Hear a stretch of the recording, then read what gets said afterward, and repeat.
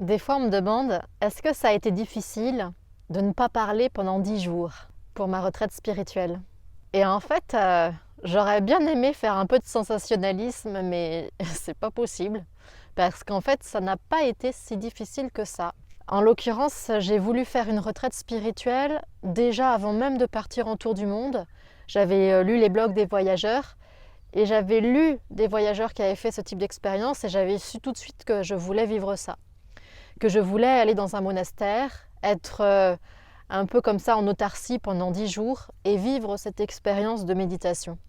Je voulais absolument le faire. Quand je suis arrivée au Laos, j'ai commencé à chercher des opportunités. Et c'est là qu'avec une amie, on a vu que dans le guide du routard, il parlait d'un monastère à Vientiane qui offrait des initiations aux touristes, des initiations d'1 heure. Donc on y est allé. Et en fait, mauvaise pioche, c'était pas du tout une initiation intéressante dans le sens où on nous a rien appris du tout. Les moines, ils étaient devant nous et ils sont tous endormis, j'ai envie de dire, yeux fermés, et débrouille-toi avec ça.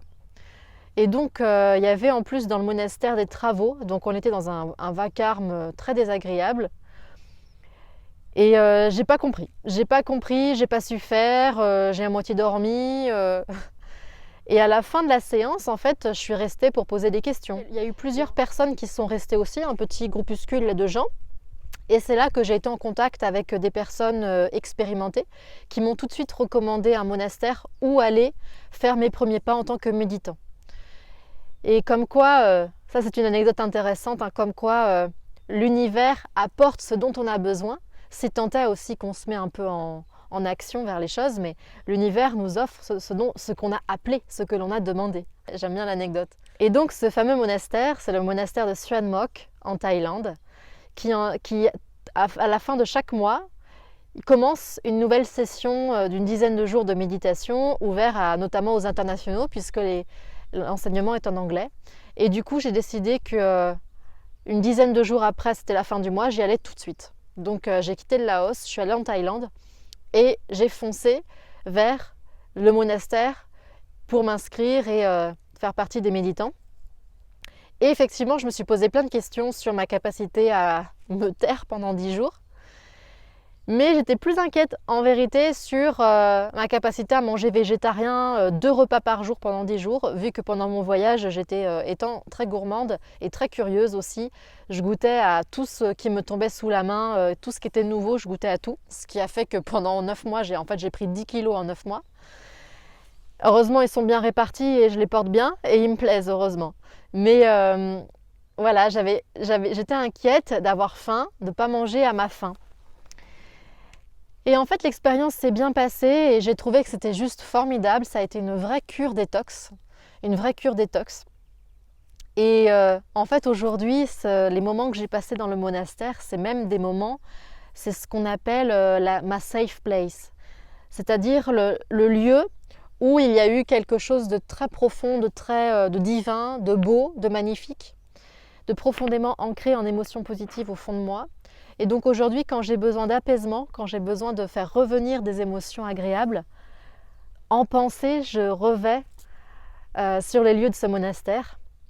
Il y avait des sortes d'apatam, des sortes de halls, des halls de méditation ouverts, avec donc une vue sur une végétation. Il y avait la forêt tout autour de nous.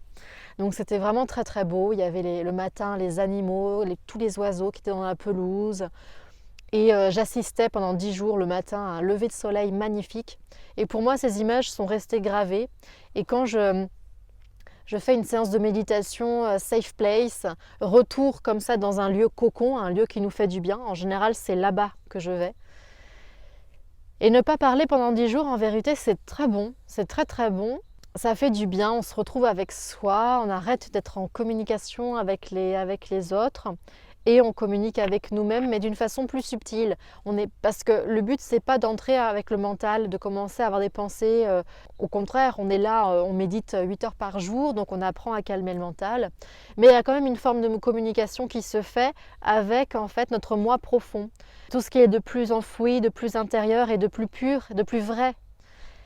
Et c'est pendant cette retraite de méditation en fait que j'ai réalisé que je voulais vivre une expérience nautique et je me suis dit mais je devrais passer mon permis bateau parce qu'en fait quand tout est calme, que tout va bien, que je suis sereine et heureuse, en pensée je voyage avec des métaphores, des images, je voyage sur l'eau. Et je me suis dit c'est important que j'aille accomplir ce permis bateau et que j'aille développer un peu mes compétences sur l'eau. Donc là, bien prochainement, j'aimerais bien faire un stage de voile parce que le permis bateau, en fait, je trouve ça insuffisant. Mais tout ça pour dire que pendant la retraite, le fait de ne pas parler, le fait de calmer ses pensées, on revient à les choses vraiment intuitives au fond de soi qui sont vraiment faites pour soi. Que en général on n'entend pas parce qu'on est brouillé avec toutes les choses que l'on fait, que l'on dit, que l'on entend, que l'on voit. C'est une vraie cure détox et je trouve ça formidable. Aujourd'hui, je veux en refaire une et je pense que c'est important d'en faire une régulièrement. Régulièrement, c'est sain, c'est salutaire, c'est bon pour soi, pour l'esprit, pour le corps.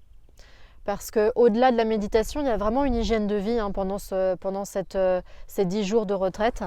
On apprend à manger végétarien si on ne l'est pas, donc à retirer la viande de son alimentation.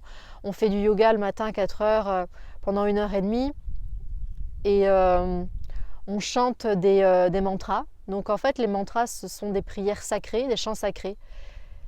Et voilà, j'ai découvert aussi que j'aimais beaucoup les chants sacrés parce que très rapidement, ils touchaient une corde sensible en moi.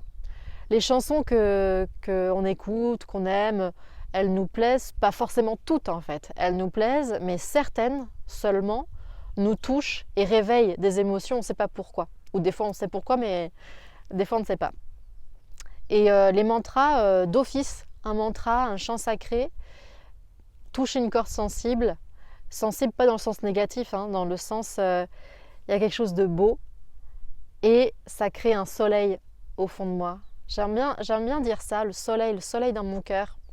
Quand ça va bien, quand il y a du bonheur, quand il y a une paix intérieure, une joie immense, c'est comme un soleil au fond du cœur, ça fait trop du bien. C'est beau, c'est magnifique.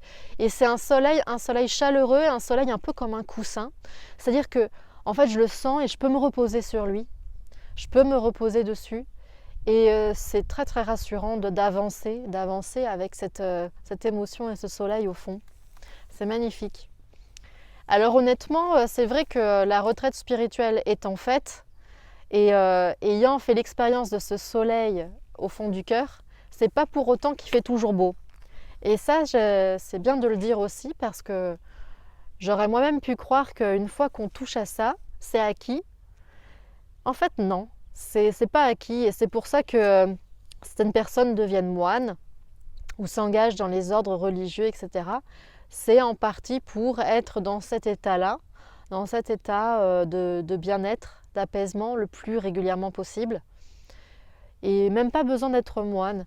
Le fait de méditer régulièrement, d'avoir cette hygiène spirituelle, ça permet de toujours avoir ce coussin intérieur. Ça fait du bien. Parce que c'est pas acquis. Donc c'est comme faire du sport. La spiritualité, c'est une forme de fitness du bien-être. Et c'est important d'en faire régulièrement si on veut entretenir cette joie, cette paix intérieure. Alors aujourd'hui, si c'était à refaire, je referais volontiers une retraite spirituelle.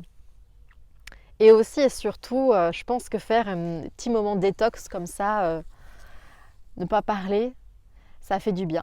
Alors c'est pour ça que je vais vous laisser et puis faire silence et écouter ici le bruit de la nature dans ce cadre magnifique avec les très beaux ombrages et les arbres qui se reflètent dans l'eau juste derrière. Il y a plein de petits bruits d'animaux qui se glissent dans l'eau, qui se glissent dans les feuillages pour se cacher parce qu'ils m'ont repéré. Et je vais faire silence. Je vous dis à très bientôt. Bye bye.